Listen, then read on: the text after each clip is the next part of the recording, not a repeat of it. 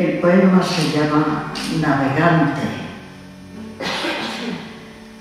Navegar por el cauce de tu cuerpo, abarcando con mis manos sus orillas, convertirme en el agua de tus ojos y sembrar en tu vientre mi semilla, que en tu cuerpo germinara mi quebranto, agitada en tu pecho, amor ardiente, apoyar mi cabeza en tu regazo y morirme lentamente.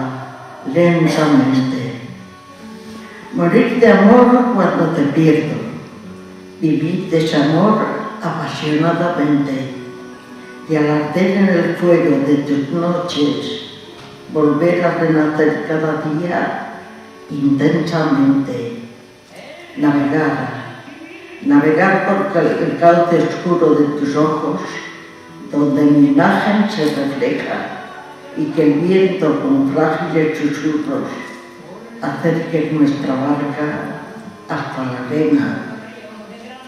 Mis manos en el cauce de tu cuerpo quisieran navegar y echar el ancla, y mi humilde ansiedad en tu regazo tejer su nido de musgo y esperanza.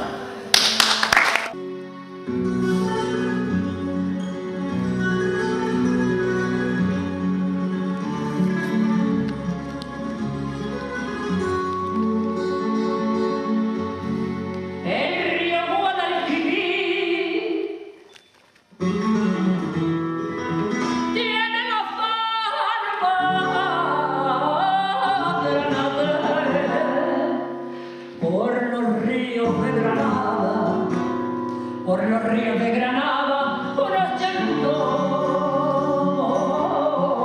y otros sangre. Ay, amor, que se fue en el aire.